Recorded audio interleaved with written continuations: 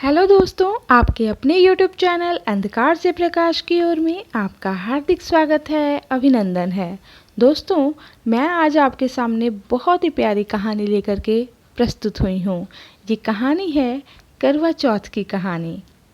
एक साहूकार था जिसके 7 बेटे और बेटी थी। सातों भाई व बहन एक साथ बैठकर भोजन करते। एक दिन कार्तिक की चौथ का व्रत आया तो भाई बोला कि बहन आओ भोजन करें। बहन बोली आज करवा चौथ का व्रत है, मैं चांद निकलने के बाद ही खाऊंगी। तब भाइयों ने सोचा कि हमारी बहन कब तक भूखी प्यासी यूं ही रहेगी।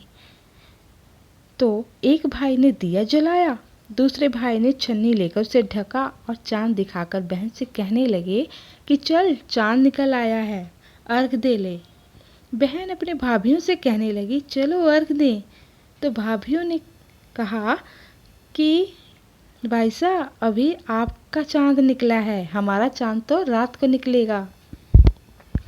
बहन ने जब अकेले ही अर्घ दे लिया और खाना खाने लगी तो पहले ही निवाले में बाल आ गया और दूसरा ग्रास जैसे ही मुंह की तरफ किया उसमें कंकड़ आ गया।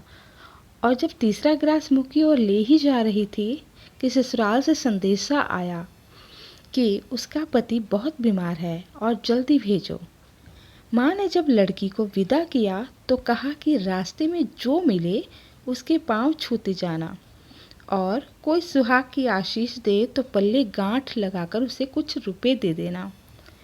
बहन जब भाइयों से विदा हुई तो रास्ते में जो भी मिला उसने यह आशीष दिया कि तुम 7 भाइयों की बहन हो, तुम्हारे भाई सुखी रहें और तुम उनका सुख देखो। सुहाग का आशीष किसी ने भी नहीं दिया। जब वह ससुराल पहुंची तो दरवाजे पर उसकी छोटी ननद खड़ी थी। उसने उसके भी पैर छुए तो उसने कहा सदा सुहागन रहो, सपूती हो। तो उसने यह सुनकर पल्ले में गांठ बांध और ननद को सोने का सिक्का दिया। तब भीतर गई तो सास ने कहा कि उसका पति धरती पर पड़ा है। तो वह उसके पास जाकर उसकी सेवा करने के लिए बैठ गई। बाद में सास ने दासी के हाथ बच्ची कुची रोटी भेज दी। इस प्रकार से समय बीतते बीतते मंगसीर की चौथ आई।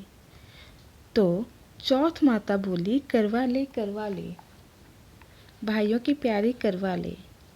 लेकिन जब उसे चौथ माता नहीं दिखी तो वह बोली हे माता, आपने मुझे उजाड़ा तो आप ही मेरा उद्धार करोगी, आपको मेरा सुहाग देना पड़ेगा।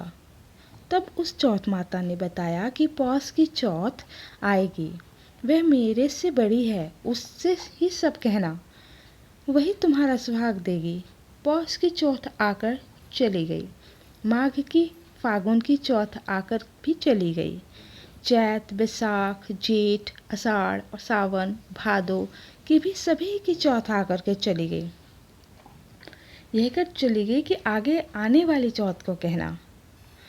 अब आषाढ़ की असौज की चौथ आई तो उसने बताया कि तुम पर कार्तिक की चौथ नाराज है, उसी ने तुम्हारा सुहाग लिया है, वही वापस कर सकती है, वही आएगी तो उसके पांव पकड़कर विनती करिए। यह बताकर वह चली गई। जब कार्तिक की चौथ आई तो वह गुस्से से बोली भाइयों की प्यारी करवा ले, दिन में चांद उगाने ने करवा ले, व्रत खंडन करने वाले करवा ले, भूखी भूखी करवा ले। तो ये सुनकर वह चौथ माता को देखकर उसका पांव पकड़कर गिड़गिड़ाने लगी, हे माता, मेरा सुहाग तुम्हारे हाथ में है, आप ही मुझे सुहागन करें।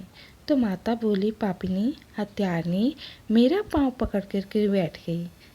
तब बहन बोली कि जो मुझसे भूल हुई उसे क्षमा कर दो, अब भूल नहीं करूँगी। तो चौथ माता ने प्रसन्न होकर आंखों से काजल, नाखूनों में से मेहंदी और टीके से रोली लेकर छोटी उंगली से उसकी आदमी पर छींट दिया। तो वह उठकर बैठ गया और बोला कि आज मैं बहुत सोया। वह बोली क्या सोया, मुझे तो 12 महीने हो गए, अब जाकर चौथ माता ने सुहाग लौटाया है। तब उसने कहा कि जल्दी से माता का उपनयन करो।